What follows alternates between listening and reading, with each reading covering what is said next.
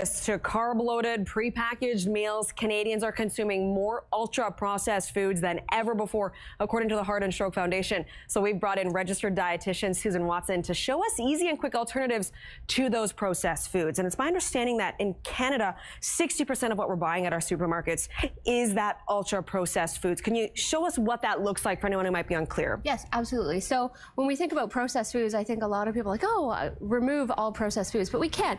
All food nowadays is processed somewhat. So what we have is 3 different kind of levels. So the first level is, processed or minimally processed foods. So all of this, when I bought it at the store, had packaging. It had been picked and, cut, and that's processing, but it's very minimal. Then we have the whole, like the broccoli, the cauliflower, like the real whole foods. Yes, it's whole food. Okay. It's minimally processed, but it had to because it had to be cut and packaged so that it could get to the store. Okay. But it's still whole food. Gotcha. Then we have what's called processed culinary ingredients. So it's still like, the salmon had to be cut. It had to be put into a package, but it's still whole food. Canned beans, same thing, had to be packaged, but it's still very healthy for you. Even milk, it's processed, it's had to be pasteurized, but it's still whole food. So it's a culinary ingredient, again, still healthy for you.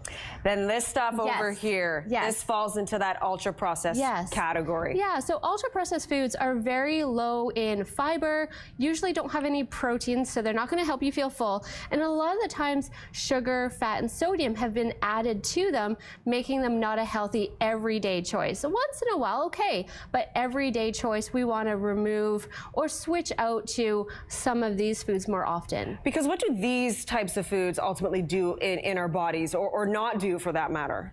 Well, first of all, they don't leave us feeling very full.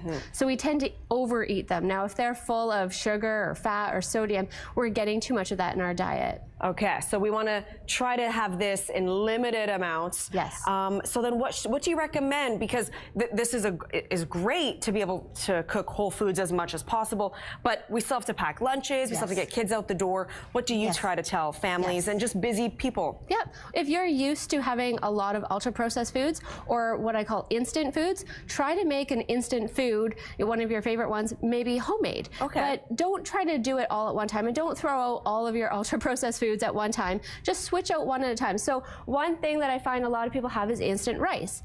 And I like to tell people, make your own instant rice at home. So you can cook up brown rice in a large amount and then freeze it. So that when you take it out, it's instant. Even say instant waffles, you can cook up a whole bunch at home, put them in the freezer, and make your own instant waffles. Or instead of having processed refined crackers or crackers and cheese, you can make your own. I have a recipe on my blog, as well as you can purchase whole grain crackers and have whole cheese. Yeah, you have a seed type cracker, right? Yeah, Super Seeds recipe. It's very delicious and really easy to make. Awesome. See, there's so many great simple ideas. We just need the inspiration and the motivation to do it. She has so much great information on her blog. We have a link to that on our website. Susan, thanks so much for coming in. You're welcome. We appreciate it.